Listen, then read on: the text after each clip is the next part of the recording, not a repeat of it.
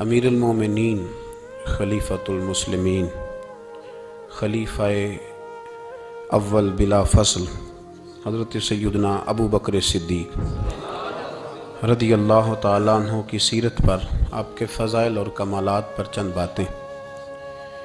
قرآن مجید فرقان حمید میں اللہ کریم نے فرمایا والذی جاء بالصدق وصدق بہ، فرمایا وہ جو سچ لے کر تشریف لائے اور وہ جنہوں نے اس سچ کی تصدیق کی، اولئک ھم المتقون، یہی اللہ سے ڈرنے والے ہیں۔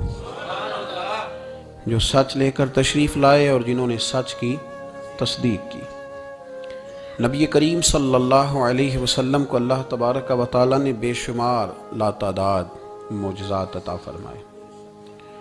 حضور کو اللہ تبارک و تعالیٰ نے بے شمار کمالات سے نوازا۔ حضرت عبداللہ بن رواحہ رضی اللہ تعالیٰ عنہ فرمایا کرتے تھے کہ حضور صلی اللہ علیہ وسلم کوئی معجزہ بھی نہ دکھاتے تو حضور علیہ السلام کا چہرہ ہی ایسا تھا کہ لوگوں نے دیکھتے جانا تھا اور کلمہ پڑھتے جانا تھا۔ نبی پاک صلی اللہ علیہ وسلم کو اللہ نے بڑے کمالات دیے۔ کچھ لوگ ایسے تھے جو سارے کمالات دیکھ کر بھی مطمئن نہیں ہوئے، نہیں کلمہ پڑھا انہوں نے۔ یہ ایک فکری پہلو ہے، اس پر ضرور غور فرمائیں۔ جب جنگ ہوتی ہے ذاتی مفادات کی، اور جب انسان کو یہ غلط فہمی سما جاتی ہے کہ مجھے بھی کچھ پتہ ہے، مجھے بھی کچھ آتا ہے، اور جب اس کا یہ ذہن بن جاتا ہے کہ میں نے ہر چیز کو پہلے اپنی چھوٹی سی عقل کے دائرے میں رکھ کے اچھی طرح سے پرکھنا ہے، اگر میری عقل پر چیز پوری آئے گی تو قبول کروں گا، ورنہ قبول نہیں کروں گا۔ پھر لوگ نہیں مانتے، بڑے بڑے کمالات تھے، بڑا کچھ تھا، اور جنہوں نے نہیں نہ مانا انہوں نے زیادہ کمالات دیکھے، انہوں نے نہیں مانا۔ ابو جہل کتنی دفعہ معجزہ طلب کرنے آیا ہے، کبھی کہا کہ مجھے بتائیے میری مٹھی میں کیا ہے، اگر آپ بتا دیں گے تو کلمہ پڑھ لوں گا۔ تو حضور علیہ السلام نے فرمایا اگر تیری مٹھی میں جو ہے وہی بتا دے کہ میں کون ہوں تو پھر پڑھ لو گے۔ کنکریوں نے کلمہ پڑھا، اس نے نہیں پڑھا۔ معجزہ دیکھا اس نے، معجزہ مانگا، اس نے کہا کہ اگر چاند کے 2 ٹکڑے ہو جائیں تو پڑھ لوں گا کلمہ۔ چاند کے 2 ٹکڑے حضور نے کر دیے، چاند 2 ٹکڑے ہوا، کوہ صفا کی پہاڑی کے بیچ آدھا ادھر گیا آدھا ادھر گیا، دوبارہ جا کے جڑا، اس نے دیکھا، کہنے لگا اوہو میں تو سمجھتا تھا کہ معاذ اللہ آپ کا جادو صرف زمین پہ چلتا ہے، آپ کا تو آسمانوں پہ بھی چلتا ہے۔ اس نے بڑے کمالات دیکھے لیکن کلمہ نہیں پڑھا۔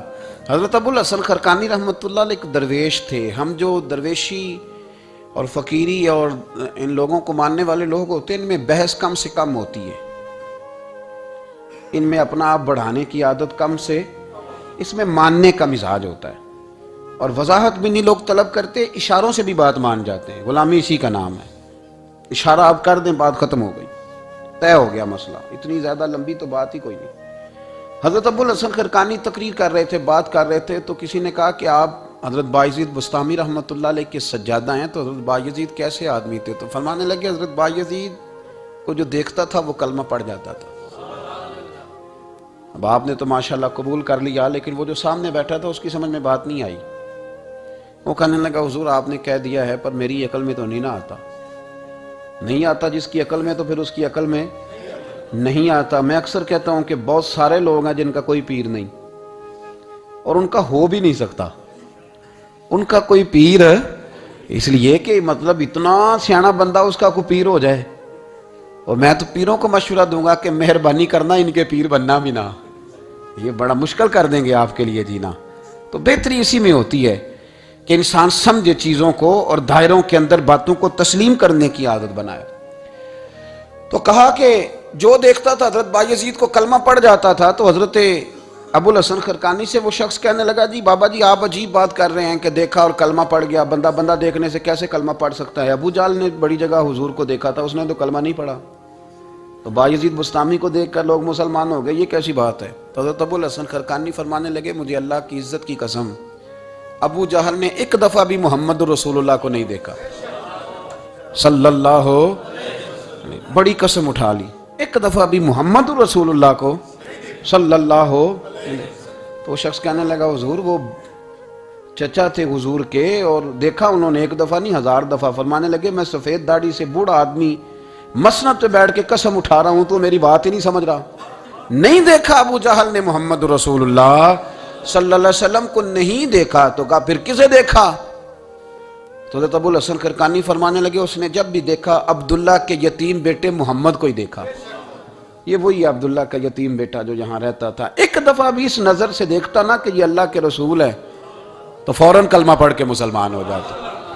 جب بھی لوگ دیکھتے ہیں وہ اینک کی بڑی شاندار لگائی ہوئی ہے جس کے اندر سے کوئی آدمی بھلا نظر ہی نہیں آتا تو ان کو پھر بھلائی نصیب نہیں ہوتی. ایک نظر سے بھی اگر انسان دیکھتا ہے کہ جس سے اسے بھلائی چاہیے تو پھر اللہ اسے توفیق ہدایت عطا کر دیتا ہے. حضرت ابوبکر صدیق کا کمال یہ ہے کہ میرے نبی کریم علیہ السلام نے نا ان کی شان ایک الگ انداز میں بیان فرمائی. الگ انداز میں محبوب فرمانے لگے میں نے جس کے سامنے بھی دین پیش کیا اس نے دلیل مانگی. ایک بات آپ کو بتاؤں یہ میری بات یاد رکھنا اس کو کبھی نہ بھلانا. جو اپنوں سے دلیل مانگتا ہے نا وہ اپنا ہوتا ہی نہیں. اپنوں سے دلیل مانگ لی اس نے بغیر دلیل کے بغیر حیل و حجت کے. یہ ایک بات ہے میں اس کو سمجھاؤں گا نہیں نہ کھولوں گا بس کہہ کے گزر جاؤں گا. اس کو سمجھ لیں اگر آپ کی سمجھ میں آئے تو. جس نے اپنوں سے دلیل مانگی نا جس نے وضاحت مانگی جس نے ثبوت مانگا وہ اپنا تھا ہی نہیں. تو کیا ضرورت پڑی تھی کہ وہ دلیل مانگتا وضاحت پوچھتا. حضرت نجم الدین کبریٰ رحمت اللہ علیہ کے مرید تھے حضرت امام فخر الدین رازی. اتنے بڑے امام ہو کے ایک فقیر کے غلام تھے. تو فرماتے ہیں آخری وقت آیا تو شیطان آ گیا. میں اس کو کہتا تھا رب ہے تو شیطان بھی تو بڑا عالم ہے نا تو وہ دلیل توڑ دیتا تھا. فرماتے میں نے 360 دلیلیں دی اس نے ساری توڑ دی. تو پھر میں نے اپنے شیخ کی طرف توجہ کی. میں نے کہا حضور کو نظر کرم فرمائے. تو شیخ نجم الدین کبریٰ فرمانے لگے اس بے ایمان کو کہہ دے میں اپنے رب کو بغیر کسی دلیل کے رب مانتا ہوں. دلیل کی ضرورت ہی نہیں بس میرا رب ہے تو رب ہے ختم ہو گئی بات. نبی رحمت علیہ السلام فرمانے لگے میں نے جس کے سامنے بھی دین پیش کیا اس نے دلیل مانگی. فرمایا یہ واحد میرا ابو بکر صدیق ہے. میں نے اسے کہا ہے کلمہ پڑھ لو اس نے دلیل مانگی نہیں فوراً ہی کلمہ پڑھ کے مسلمان ہو گئے. کوئی دلیل نہیں کوئی معجزہ نہیں کوئی طلب نہیں کوئی شے نہیں. ساری زندگی مطمئن ہی نہیں ہو پائے لوگ. ساری زندگی اطمینان ہی نہیں ہو سکا. اس کو بھی سنا اس کو بھی سنا اس سے بھی سوال پوچھا اس سے بھی پوچھا. بھائی تو نہیں تو مطمئن ہونا نہیں چاہتا. تو بحث کرنے کے لیے علم سیکھ رہا ہے. اس نے عمل کرنے کے لیے سیکھنا ہوتا ہے اس کو تو ایک حرف ہی بڑا کافی ہوتا ہے. تو ایک لفظ کی ضرورت ہوتی ہے. ایک جملے میں ساری زندگی لوگ گزار دیتے ہیں. حضرت ابوبکر صدیق رضی اللہ تعالیٰ عنہ نے بحث والا دروازہ نہیں کھولا. حضور نے کہا کلمہ پڑھو تو انہوں نے کلمہ پڑھا اور مسلمان ہو گئے. کوئی دلیل کوئی وضاحت کسی چیز کی کوئی حاجت ختم ہو گئی بات. اصل مسئلہ پتہ کیا ہے جو لوگ سوچ سمجھ کے چلتے ہیں نا تو سوچ کتنی ہے انسان کی وہ کتنا کام دے گی. یہ جو وارفتگی ہوتی ہے نا یہ جو محبت ہوتی ہے یہ جو پیار ہوتا ہے یہ زندگی کو آسان کر دیتا ہے. سوچنے سمجھنے کے دائروں سے آدمی نکل جاتا ہے. اس کا کام وہ کہتا ہے کہ میں نے سوچنا نہیں میں نے ماننا ہے.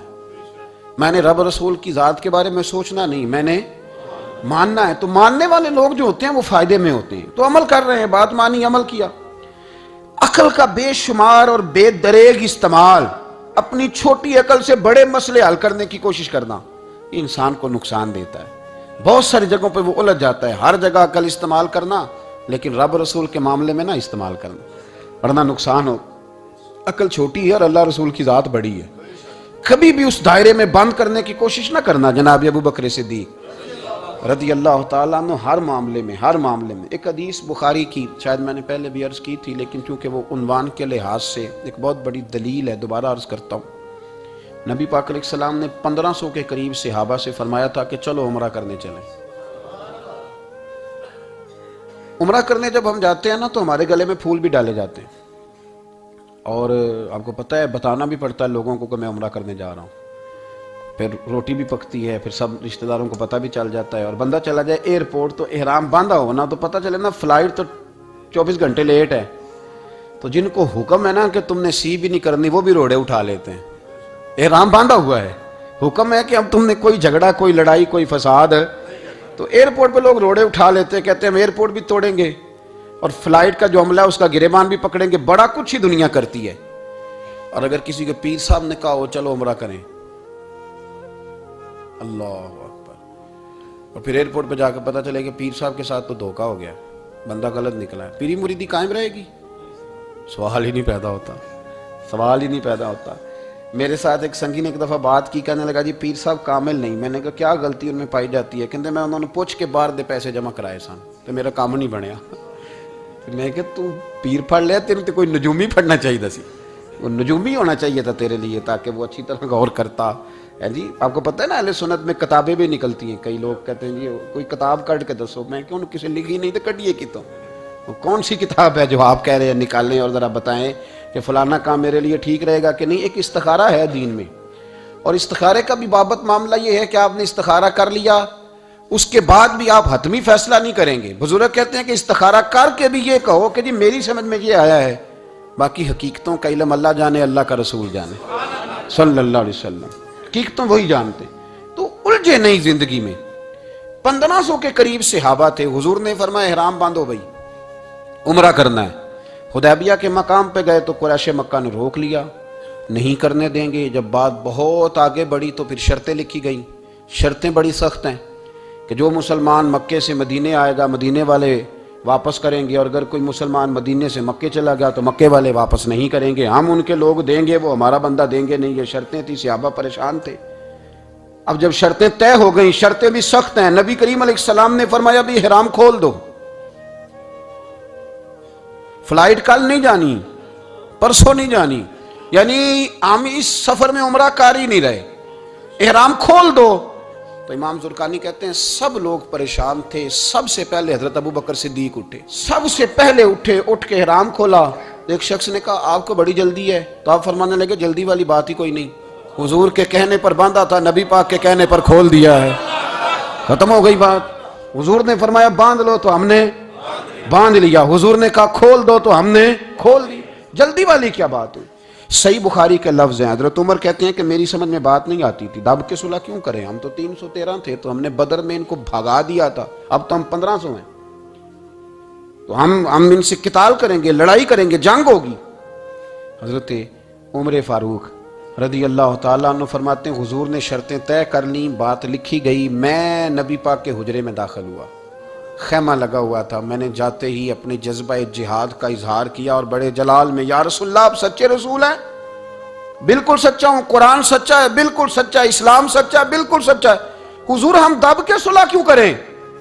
تو نبی کریم علیہ السلام نے فرمایا عمر تجھے تیری ماں روئے، میں اللہ کا رسول ہوں، میں وہی کہتا ہوں جو میرا رب مجھے حکم ارشاد فرماتا ہے۔ کہتے میں نے فوراً عرض کی یا رسول اللہ صلی اللہ علیہ وسلم آپ نے فرمایا نہیں تھا کہ عمرہ کریں گے؟ تو حضور نے فرمایا کہا تو عمرہ کریں گے، یہ تو نہیں کہا تھا کہ اسی سال ہی کریں گے، کریں گے تو کریں گے۔ جناب عمر کہتے میں واپس تو آ گیا، پر وہ میرے اندر جو جذبہ جہاد تھا ابھی ٹھنڈا نہیں ہوا۔ چند قدموں کے فاصلے پہ ابو بکر صدیق کا خیمہ تھا، کہتے میں ان کے خیمے میں جھک گیا، وہی سوال میں نے دہرائے، وہی میں نے کہا عمر ابو بکر یہ سچے رسول ہیں؟ کہا بالکل سچے، قرآن سچا ہے، سچا ہے، اسلام سچا ہے، سچا ہے، تو پھر ہم دب کے صلح کیوں کریں؟ جناب عمر فرماتے ہیں میں قربان جاؤں ابو بکر کے لفظوں میں بھی فرق کوئی نہیں آیا، حروف بھی اتنے ہی جتنے نبی کریم نے ادا کیے تھے۔ حضرت ابو بکر فرمانے لگے عمر تجھے تیری ماں روئے، وہ اللہ کے رسول ہیں، مرضی سے بات نہیں کرتے، وہی کہتے ہیں جو رب انہیں حکم ارشاد فرماتا ہے، بئی نہیں وہی لفظ۔ فرماتے میں نے فوراً کہا، میں نے کہا ابو بکر حضور نے فرمایا نہیں تھا کہ عمرہ کریں گے؟ تو کہتے ہیں وہی لفظ، وہی حرف، وہی انداز، وہی طریقہ، وہی سلیقہ، وہی انداز تکلم، بالکل حضور کی اتباع میں اسی انداز میں فرمانے لگے عمر حضور نے فرمایا تھا عمرہ کریں گے، یہ تو نہیں فرمایا تھا کہ اسی سال ہی کریں گے، کریں گے تو انشاءاللہ کریں گے۔ فرماتے ہیں میں واپس آ کے بیٹھا تو حضرت عمر کہتے ہیں جب میرا غصہ اترا نا تو پھر میرے اندر سے آواز آئی کہ عمر ذرا غور تو کر، تو ابو بکر کے ایمان تک کبھی نہیں پہنچ سکتا، اس تک تیری رسائی نہیں ہو سکتی۔ میرے بھائی اتنی بحثیں ہیں ہمارے زمانے میں، اتنا الجھاؤ ہے، اتنا الجھاؤ ہے، یعنی ہر بندہ رائے کا اظہار کرنا ضروری سمجھتا ہے، ہر بندہ کہتا ہے جی میرے خیال میں، ہر بندہ کہتا ہے جی میرا ذہن یہ ہے، بلکہ کچھ تو کہتے ہیں میں اندر کی خبر نہ دوں آپ کو، یعنی اب پتہ نہیں اس کے پاس اندر کی خبریں کیسے آئی ہیں، وہ سمجھ میں نہیں آتی بات۔ کچھ لوگ کہتے ہیں 35-40 سال ہو گئے جی علماء کو سن رہا ہوں، تو میں کہتا ہوں کہ میرا تو خیال ہے کہ 35 دن بھی بندہ کسی کو سن لے تو سیاںا ہو جاتا ہے۔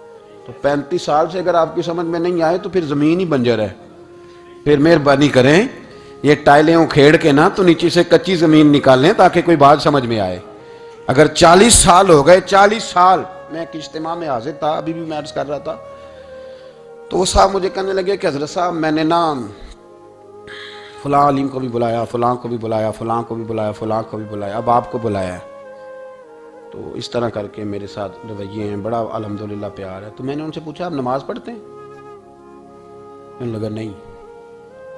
کچھ اور باتیں پوچھی تو جواب نفی میں آیا، تو میں نے کہا کہ اب آپ نے مہربانی کرنی ہے، اتنے علماء کا نام نہیں لینا، کیونکہ پھر تو بزرگوں کے بارے میں لوگ شک کریں گے کہ انہوں نے اس کو دیا کیا ہے۔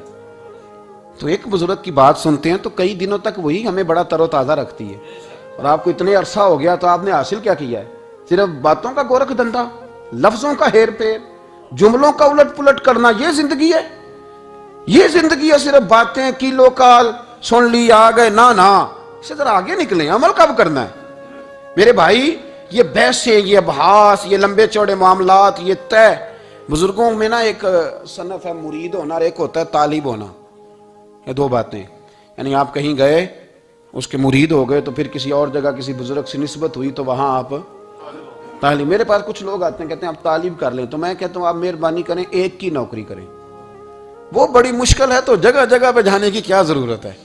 مطلب میں انکار نہیں کرتا کسی ایسی چیز کا جس کو بزرگوں نے رائج کیا، لیکن سمجھے نا، مطلب ایک کی بات پوری سنی نہیں گئی ہم سے، آپ خیر کی بات ہر جگہ سے سنیں، ہر جگہ سے، لیکن یہ صرف وہ تعلق بنانے کی کوشش کرنا کہ جس سے تھوڑا سا رابطہ بن جائے، جس سے تھوڑا سا تعلق بن جائے، جس سے تھوڑا سا نا پتہ چل جائے، اس سے نکلیں، سیکھنے کا ماحول بنائیں۔ اتنی عقل کے گھوڑے نہ دوڑائیں کہ عقل بھی بیچاری تھاکی جائے اور کوئی چیز ہاتھ بھی نہ آئے، کچھ کریں، عمل کریں۔ لیکن ایک جگہ پہ میں حاضر تھا تو وہاں دستار فضیلت کا جلسہ تھا، تو ایک مولانا نے تقریر کی، جس طرح تاجر کہہ لیتا ہے نا جی میں الحمدللہ اگر کمائی کرتا ہوں تو غریبوں کو بھی دیتا ہوں، سمجھا لیا نا اپنے آپ کو۔ رشوت لینے والے نے بھی ایک دلیل گاڑ لیا، وہ کہتا ہے میں امیروں سے نہیں، میں غریبوں سے نہیں لیتا، تو امیروں کا حساب لینے کی ڈیوٹی اللہ نے آپ کی لگائی ہے کہ آپ حساب کریں امیروں کا کہ وہ کیا کر رہے ہیں۔ یہ ہم نے نا یہ دلیلیں گاڑ لی ہیں، یہ ہم نے دلیل گھاڑ لی ہے کہ وہی اپنے آپ کو مطمئن کرنے کے لیے۔ میں حاضر تھا تو ایک مولانا تقریر کی جی عالم ساری رات، یہ صرف علماء کی بات نہیں، ہر طبقے نے اپنے بارے میں اس طرح کی چیزیں یاد کر لی ہیں، ہم نے رٹ لی ہیں۔ جیسے خامد نے یاد کر لیا ہے کہ کسی غیر کے لیے سجدہ جائز ہوتا تو اللہ عورت کو حکم دیتا، نبی پاک حکم دیتے کہ وہ خامد کو سجدہ کرے، تو بی بی نے بھی یاد کر لیا ہے کہ حضور نے فرمایا تم میں سب سے بہتر وہ ہے جو بیوی کے حق میں بہتر ہے۔ سب نے اپنی اپنی مرضی کی چیزیں، دوسری کی مرضی کی چیز کسی نے یاد نہیں کی، سب نے اپنی اپنی مرضی کی چیزیں یاد کر لی۔ تو مولانا تقریر کر رہے تھے، کہنے لگے جی حضور نے فرمایا ہے کہ عالم ساری رات سویا رہے اور عابد ساری رات عبادت کرتا رہے، درجہ پھر بھی عالم کا زیادہ ہے۔ پھر دوسرے آئے انہوں نے بھی اسی حدیث پہ بات کی، تیسرے آئے تو انہوں نے بھی اسی حدیث پہ بات کی، تو میرا نمبر آیا تو میں نے کہا جی یہ جو حدیث آپ سنا رہے ہیں نا، یہ حدیث بالکل ٹھیک ہے، بالکل ٹھیک ہے کہ عالم ساری رات عشاء پڑھ کے سوئے، فجر کے وقت اٹھ کے فجر پڑھے، اور عابد ساری رات نماز پڑھے تو درجہ پھر بھی عالم کا زیادہ ہے۔ بالکل ایسے ہی ہے، بلکہ ایک حدیث میں تو یہ ہے کہ 70 عابد بھی عبادت کریں اور عالم سویا رہے تو ان 70 سے سونے والے عالم کا درجہ، یہ بات بالکل ٹھیک ہے۔ لیکن میں نے کہا اس کا بھی خیال رکھو کہ یہ حدیث غوث پاک کو بھی آتی تھی، یہ غوث پاک کو بھی آتی تھی حدیث، اور بڑے عالم تھے، پر وہ تو عشاء پڑھ کے مصلی پہ بیٹھتے تھے اور فجر تک مصلی پہ بیٹھے رہتے تھے، حالانکہ یہ حدیث انہیں بھی آتی تھی، یہ حدیث خواجہ معین الدین چشتی کو بھی آتی تھی، اور وہ بڑے عالم تھے، لیکن اس کے باوجود وہ عشاء پڑھتے تھے اور فجر تک مصلی پر بیٹھے رہتے تھے۔ حضرت عثمان غنی سے بڑا عالم تو کوئی نہیں نہ ہوگا اس زمانے میں، حضرت عثمان غنی رضی اللہ تعالیٰ عنہ جیسا شخص تو کوئی نہیں نہ ہوگا، پر وہ عشاء کے بعد قرآن پاک پڑھنا شروع کرتے تھے اور فجر سے پہلے پہلے قرآن پاک ختم کر لیا کرتے۔ تو دلیلیں صرف بحث کے لیے یاد نہ کریں، اپنے آپ کو بچانے کے لیے یاد نہ کریں، اپنے وجود کو سکون دینے کے لیے دلائل نہ یاد کریں، میں دین کے کس دائرے سے کس طرح بچ کے نکل سکتا ہوں اس کے لیے دلائل یاد نہ کریں، عمل کے رستے پہ آئیں، عمل کے رستے پر۔ جناب ابو بکر صدیق اللہ تعالیٰ عنہ کا کمال یہ ہے، زکوٰۃ کتنے فیصد دینی چاہیے؟ اللہ تعالیٰ شکر ہے، 3-4 لوگوں کو تو پتہ ہی ہے نا جی، باقی بھی ان سے سن کے یاد کر لیں کتنے فیصد ہے۔ اللہ آپ کو خوش رکھے۔ اب کچھ اور نے بھی پروگرام بنا لیں، کتنی جی؟ چلو اب ٹھیک ہو گیا، 2.5% ہے نا جی۔ آپ یقین کریں کسی تاجر سے آپ بات کر کے دیکھ لیں، 6 گھنٹے مناظرے کے بعد وہ مانتا ہے کہ 2.5% دوں گا میں صحیح کہہ رہا ہوں آپ کو۔ وہ کہتے ہیں جی وہ تو ٹھیک ہے لیکن کچھ قرضہ بھی ہے، 2.5% زکوٰۃ ہے وہ تو ٹھیک ہے لیکن ہو سکتا ہے میری بہن بھی حصہ مانگ ہی لے، پیسوں میں سے اس کا بھی نکلتا، کیونکہ پروگرام نہیں نا جی، ارادہ نہیں۔ زکوٰۃ 2.5% ہے تو کہتے ہیں جی وہ نا میں نے تولا ہے سونا، پورا نہیں بنتا ابھی، وہ تھوڑی سی کمی ہے۔ یہ اس وقت دلائل ہیں، اس وقت ابحاث ہیں جب دینے کا پروگرام ہے۔ اور تاجروں نے اب ایک نیا سلسلہ شروع کیا، کہتے تھوڑی تھوڑی سارا سال ہی دیتا رہتا ہوں، تھوڑی تھوڑی کر کے۔ آپ نے جس سے 5 کروڑ روپیہ لینا ہو وہ اگر کہے کہ 10,000 مہینے کا لے لو، لے لیتے ہو؟ ہمارے فقہاء نے تو یہ لکھا ہے کہ جب زکوٰۃ دو نا تو ایک آدمی کو ساری دو۔ حضرت عمر بن عبدالعزیز رحمۃ اللہ علیہ کے زمانے میں ایک آدمی کو لوگوں نے زکوٰۃ دی تو اتنی دے دی کہ اگلے سال وہ خود زکوٰۃ دے رہا تھا، بہت بڑا کاروبار اس نے سٹارٹ کر لیا تھا۔ معیار نہیں ہے نا جی تھوڑی تھوڑی دیتا رہتا ہوں۔ کئی لوگ ایسا کرتے ہیں کہ دکان میں جو پرانی چیزیں ہوتی ہیں وہ زکوٰۃ کے دور پہ دینی شروع کر دیتے ہیں، جو مال نہیں بیک رہا اس کو زکوٰۃ بنا دو۔ کیوں؟ دینے کا پروگرام نہیں۔ حضرت ابو بکر صدیق رضی اللہ، ذرا زندگی دیکھو، کہتے ہیں جس دن کلمہ پڑھا 40,000 دینار تھے، اور کلمہ پڑھے ابھی مجھے چند مہینے گزرے تھے، سارے مصطفیٰ کے قدموں پہ قربان کر دیے، پھر مال کمایا، پھر 4,000 دینار تھے، 4,000۔ جس دن ہجرت کے لیے نکلا 4,000 تھے، انہیں بھی پتا تھا 2.5% دینا چاہیے، ان کی بھی بیٹیاں تھیں، جوان بھی تھی، چھوٹی بھی تھی، ان کے بھی بچے تھے، لیکن دین کو ضرورت ہے، میرے رسول پاک صلی اللہ علیہ وسلم کے دین کو حاجت ہے، تو فرماتے ہیں اشرفیاں تھی میرے گھر میں، پیسے تھے، درہم تھے، دینار تھے، میرے والد بوڑھے تھے، ان کو خیال تھا کہ ابو بکر ساری دولت نہ لے جائیں، تو حضرت اسماء بنت ابی بکر سے جناب ابو بکر صدیق نے کہا کہ اس طرح کرنا، ایک گڑا چھوٹا سا تھا، گڑا ٹویا، اس میں پیسے ہوتے تھے، فرمایا اس میں روڑے رکھ دینا، اوپر ٹاٹ ڈال دینا، والد نابینا ہے، اگر پوچھے نا پیسے تو ان کا وہاں ہاتھ لگا دینا، انہیں پتا چلے ابو بکر سارا مال لے کے نہیں گیا۔ فرماتے میں ہجرت پہ جانے لگا تو 4,000 سارے ہی لے گیا، سارا مال ہی یار، 2.5% کے لیے رٹا پڑا ہوا ہے، 2.5% کے لیے لوگ بحث کر رہے ہیں، 2.5% کے لیے لوگ دلائل چاہیے، کئی مفتیان کرام سے پوچھیں گے، پھر پروگرام بنائیں گے دینا ہے کہ نہیں دینا۔ اور جس دن تبوک کے لیے میرے مصطفیٰ کریم نے اعلان کیا، جناب صدیق اکبر فرماتے شے کوئی نہیں تھی، غربت کے دن تھے، کمزوریاں تھی، مال اس دن کاروباری حالات کم تھے، یہاں لوگوں کا کاروبار جب ڈاؤن ہوتا ہے تو سب سے پہلے مسجد کا 200 بند کرتے ہیں، سب سے پہلے مدرسے کا بند کرتے ہیں، سب سے پہلے خواہش کرتے ہیں کہ وہ جو غریب کو جاتا ہے نا اس کو بند کرو، یہ زیادہ نقصان دے رہا ہے۔ حضرت ابو بکر صدیق رضی اللہ تعالیٰ عنہ فرماتے ہیں حالات خراب تھے، جیب دیکھی تو اتنے پیسے ہی نہیں تھے کہ مصطفیٰ کریم کو پیش کر سکوں، تو پھر کیا کیا؟ امام جلال الدین سیوطی کہتے ہیں ابو بکر صدیق نے نا گھر کے اندر کپڑا بچھایا، اور پھر صدیق اکبر نے کیا کیا کہ توا بھی رکھا، برتن بھی رکھے، اس پہ چولہا بھی رکھا۔ ابو بکر صدیق نے اس کے اوپر گھر والوں سے کہا کہ ایک ایک جوڑا پہن لو، ادھر دیکھو میری طرف، ایک ایک جوڑا پہن لو، اور باقی نا سارے جوڑے بھی یہاں رکھو۔ اور پھر جب لوگ بچوں نے دیکھا نا کہ ابا تو کپڑے بھی رکھوا رہا ہے، کیا بنے گا؟ فرمایا تمہیں تو ایک ایک جوڑے کی اجازت دے رہا ہوں نا، ذرا میری طرف دیکھو۔ خود اندر گئے تو ٹاٹ کا لباس پہن کے کپڑے بھی اتار کے رکھ دیے، کپڑے بھی اتار کے زمین اسی میں رکھے، سارا کچھ باندھا، لباس ٹاٹ کا، تن تندور تے ہڈاں دا بالن، تے اسی ہاواں نال تپایا، کپ کپ مکیاں پیڑے کیتے، اتوں عشق پلے تھل لایا، تن دا سالن من دی ہانڈی، لون صبر دا پایا، غلام فریدا وے میں ساری تیری، تینوں وجہ یقین نہیں آیا؟ ہر چیز لپیٹ کے نا تو نبی کریم کی بارگاہ میں لے گئے، ہر چیز۔ میرے محبوب کا بھی انداز دیکھو، فرمایا ماں اب کہتا لے اہلے کا، گھر بھی کچھ چھوڑ کے آئے ہو؟ دیکھیں ادھر دیکھیں، جب کوئی آتا تھا تو حضور فرماتے تھے کیا لے کے آئے ہو؟ یہ کیا ہے؟ یہ پوچھا جاتا ہے کہ یہ پوچھا جاتا ہے گھر کیا ہے؟ بھئی آپ کو کسی نے کوئی تحفہ دیا تو شاپر کھول کے تحفہ دیکھیں گے یا پوچھیں گے گھر کیا ہے؟ لیکن میرے رسول پاک کے لفظ دیکھیں، فرمایا ماں اب کہتا لے اہلے کا۔ ابو بکر سجنا گھر کیا چھوڑ کے آئے ہو؟ تو رو پڑے، کہنے لگے یا رسول اللہ میں کوئی غریب تو نہیں، میں بڑا مالدار ہوں۔ اب کہی تلہم اللہ و رسول، گھر اللہ بھی چھوڑ آیا ہوں، اللہ کا رسول بھی چھوڑ آیا۔ حضور میں کوئی کنگال نہیں، میں مصطفیٰ والا ہوں، میں کوئی غریب نہیں، میں نبی والا ہوں، میں رب رسول کو گھر چھوڑ آیا ہوں۔ میرے مصطفیٰ کریم علیہ السلام فرمانے لگے تیرے پیچھے جبریل امین کھڑے اور انہوں نے ٹاٹ کا لباس پہنا ہوا ہے، اور تیرے آنے سے پہلے وہ آ گئے تھے۔ تو میں نے پوچھا جبریل یہ بوریے کا لباس؟ عرض کی یا رسول اللہ ابو بکر نے پہنا ہے تو رب کو اتنا پسند آیا سارے فرشتوں کو پہنا دیا ہے، سارے فرشتوں کو پہنا دیا، سارے فرشتوں۔ ذرا یہ لذت تو لیں بات کی، جب 2.5% پہ جھگڑا ہوتا ہے نا تو پھر نماز میں مزہ نہیں آتا۔ جب تو 2.5% پہ بھی اڑا رہتا ہے نا، پھر درود و سلام پڑھتے پڑھتے طبیعت معاذ اللہ پریشان ہوتی ہے۔ جب الجھے ہوئے پھر مسائل اور ہیں۔ پھر میرے محبوب کریم بولے میں ابو بکر رب کریم نے ایک پیغام بھی بھیجا ہے۔ یا رسول اللہ وہ کیا؟ فرمایا رب فرماتا ہے کہ ابو بکر سے پوچھ کے بتائیں کہ اس حال میں وہ رب سے راضی ہے کہ ناراض ہے۔ یہاں اقبال بولے، کہنے لگے خودی کو کر بلند اتنا، خودی کو کر، یہ وہ درجہ ہے، یہ وہ مقام ہے، خودی کو کر بلند اتنا کہ ہر تقدیر سے پہلے پھر خدا بندے سے خود پوچھے بتا تیری رضا کیا ہے۔ فرمایا رب پوچھتا ہے آپ راضی ہیں کہ ناراض ہیں؟ تو پھر ابو بکر صدیق بھی کھول کے روئے، کہا یا رسول اللہ میں کل بھی اپنے رب سے بڑا ہی راضی تھا، میں آج بھی اپنے رب سے بڑا ہی راضی ہوں۔ یہاں لوگ لے کے بھی نہیں راضی ہوتے، ابو بکر سارا کچھ دے کے بڑے ہی راضی ہیں، سارا کچھ دے کے۔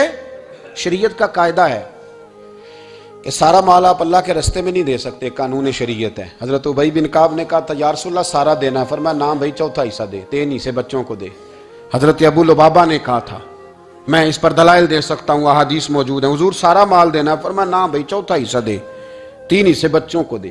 حضرت سعد بن ابی وقاص نے کہا تھا یا رسول اللہ صلی اللہ علیہ وسلم میری ایک ہی بیٹی ہے، سارا اللہ کے رستے میں دیتا ہوں، فرمایا نہ 3 حصے بیٹی کو، چوتھا حصہ دے، تیرے بچے لوگوں کے ہاتھ دیکھے میں گوارا نہیں کرتا۔ ان سے کہا کہ چوتھا حصہ دو تب قبول کروں گا۔ ابو بکر صدیق سے فرمایا تو سارے لے آ، تیرا سارا ہی قبول ہے، تو سارے لے آ تیرا۔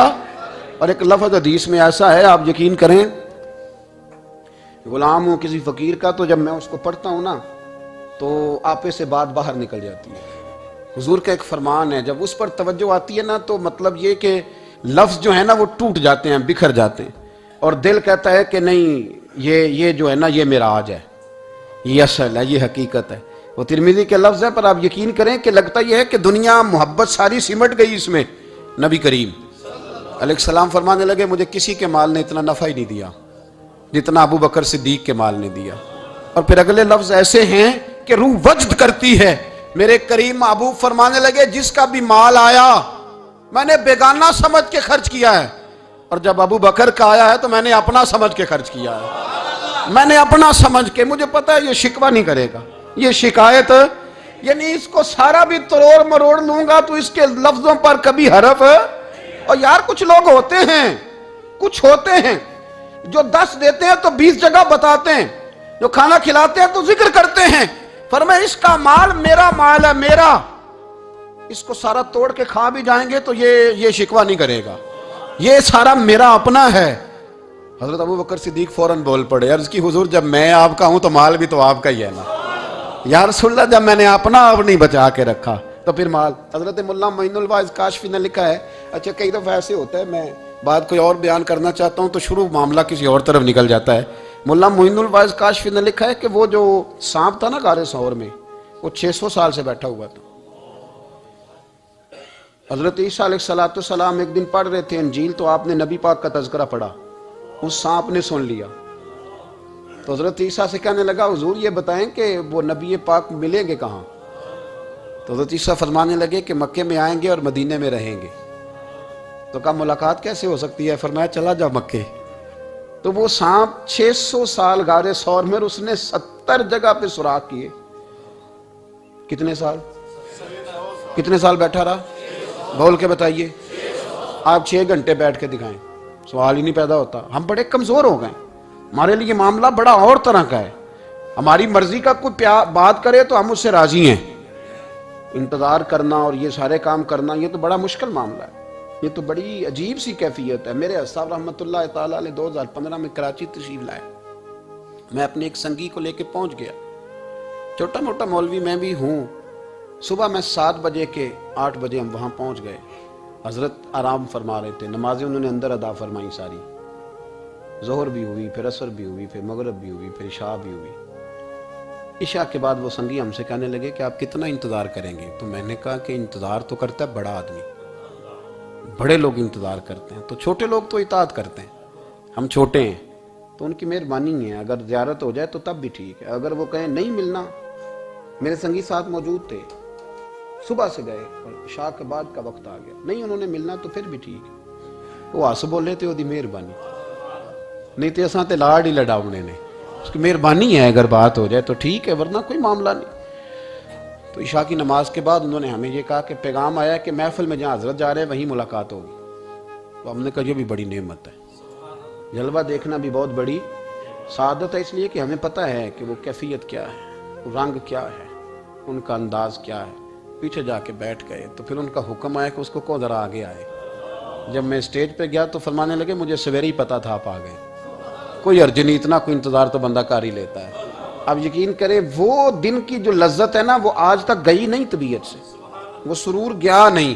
کبھی کبھی سوچتا ہوں کہ اس سے ڈبل بھی انتظار کبھی ہو جائے، پر ایک دفعہ زیارت پھر نصیب ہو جائے، کبھی کبھی یہ سوچتا ہوں۔ 600 سال وہ سام بیٹھا رہا، 600 سال، 600 سال، اور 70 اس نے سوراخ کیے غار ثور میں، لیکن وہ بھی عاشق تھا نا۔ اور یہاں معاملہ یہ تھا کہ ابو بکر صدیق دعا مانگ کے گئے تھے کہ میں نے کسی کو موقع نہیں دینا، ایک میں ہوں گا دوسرا میرا یار ہوگا۔ وہ غار ثور کی تو لذت ہی یہ والی تھی، ایک میں ایک میرے محبوب۔ اس نے 70 سوراخ کیے ہوئے تھے، جناب ابو بکر صدیق نے کہا حضور آپ ٹھہریں، میں ذرا بھی آیا صفائی کر کے۔ تو نبی کریم علیہ السلام رکے تو حضرت ابو بکر صدیق نے کہیں پگڑی پھاڑ کے رکھی، کہیں چادر پھاڑ کے رکھی، اتنے سوراخ بند کیے تو جو ایک رہ گیا وہاں ایڑی رکھ دی۔ تو اب وہ سام بھی شکوہ کرنے لگا کہ یار تو بھی کوئی نرالا ہی عاشق ہے کہ میں نے تو کسر ہی کوئی نہیں چھوڑی تھی، 70 سوراخ کیے تھے اور تو نے بھی کمال ہی کر دی ہے، یہ سارے ہی بند کر دیے، جو بچ گیا اس پہ ایڑی رکھ دی۔ اس نے پتہ نہیں کتنے ڈنگ مارے۔ سام کا جب ڈنگ لگتا ہے تو وجود میں بہت زیادہ گرمی پیدا ہوتی ہے، گرمی۔ حضرت ابو بکر صدیق کے بارے میں ہمارے شارحین نے لکھا روئے نہیں، وجود اتنا گرم ہوا کہ آنسو ٹپک پڑے۔ نبی کریم صلی اللہ علیہ وسلم نے فرمایا ہٹا نہ ذرا پیر، پھر انہوں نے ہٹایا تو میرے مصطفیٰ میں لعاب دہن لگایا۔ مولانا معین الواعظ کاشفی رحمۃ اللہ علیہ فرماتے ہیں کہ جب انہوں نے قدم ہٹایا نا تو پھر وہ سانپ باہر نکلا، اپنا سر نکالا اور کھڑا ہو کے حضور کا دیدار کرنے لگا۔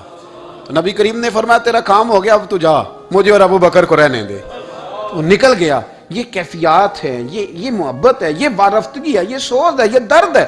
یارو یہ میں کہا کرتا ہوں کہ یہ چیز جینے کا بھی مزہ دیتی ہے، مرنے کا بھی مزہ آتا ہے، مرنے کا بھی مزہ، سرور آتا ہے انسان اس میں جب یہ کیفیات شامل ہوتی ہے نا، رنگ اور ہوتا ہے، درد اور ہوتا ہے، ذائقہ اور ہوتا ہے، کیفیت اور ہوتی ہے، پھر کوئی شوق نہیں رہتا اعلیٰ کپڑوں کا، بڑی گاڑی کا، لمبے چوڑے معاملات کا۔ پھر تو انسان ڈھونڈتا پھرتا ہے کوئی مجھے محبوب کی بات سنائے، کوئی اس کی شان میں کوئی شعر سنائے، کوئی اس کا ذکر سنائے، کوئی مل جائے نا کبھی کہ میرے تار چھیڑ دے، کوئی ملے، کوئی بات کرے، کوئی ذکر کرے۔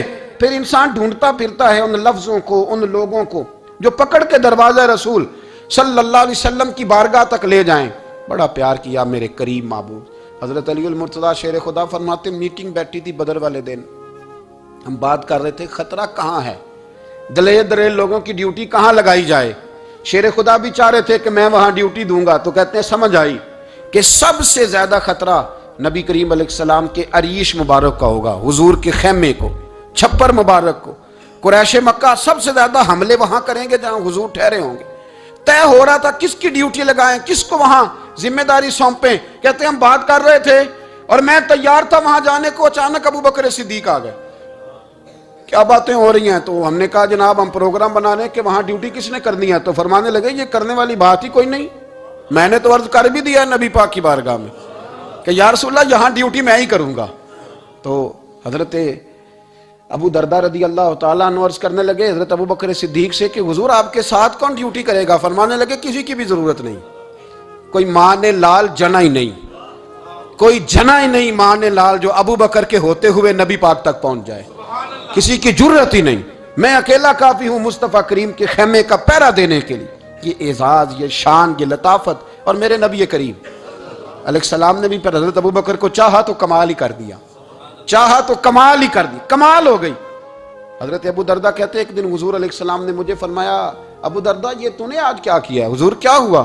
فرمایا آج تو گلی میں چل رہا تھا اور ابو بکر صدیق کے آگے آگے چل رہا تھا، گلی میں ابو بکر کے آگے آگے چل رہا تھا۔ یا رسول اللہ صلی اللہ علیہ وسلم کیا ہوا؟ فرمایا نہ کسی پہ سورج طلوع ہوا نہ غروب ہوا جو میرے ابو بکر سے افضل ہو، خبردار اس کے آگے نہیں چلنا، ابو بکر صدیق کو کمر نہ ہونا چاہیے۔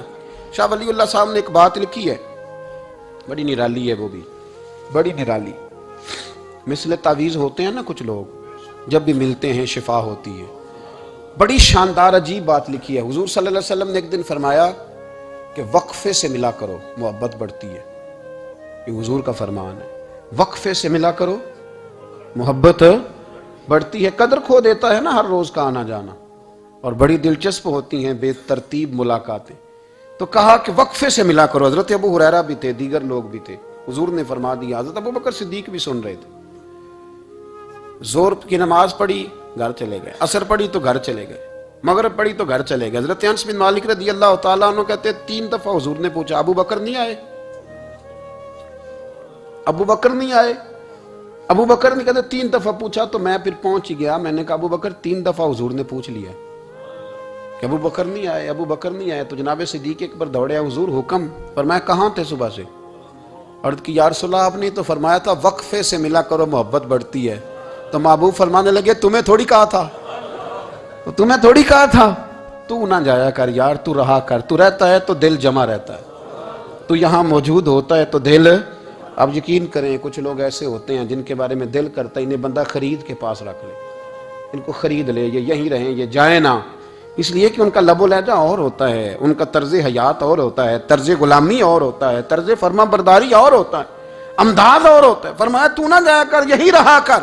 اور میرے محبوب نے فرمایا ابو بکر تو صرف میرا غار میں ہی ساتھی نہیں، قیامت میں جب میں حوض کوثر تقسیم کروں گا تب بھی تو میرے پاس ہی بیٹھا ہوگا، قیامت کے دن حوض کوثر کی تقسیم میں بھی تو میرے ساتھ ہی ہوگا، میرے نبی کریم علیہ السلام۔ اور ایک بات اور سن لے جاتے جاتے، کچھ لوگ ساتھ بڑا رہتے ہیں پر بات کم کم مانتے ہیں، کہتے ہیں میں جھاڑو جو دیتا ہوں آستانے پہ، مجھے وظیفہ پڑھنے کی کیا ضرورت ہے، میں وہاں ہر وقت حاضر جو رہتا ہوں، مجھے کیا ضرورت ہے شجرہ پڑھنے کی، مجھے کیا ضرورت ہے ان کی بات سننے کی، میں وہاں رہتا جو اتنا ہی کافی ہے۔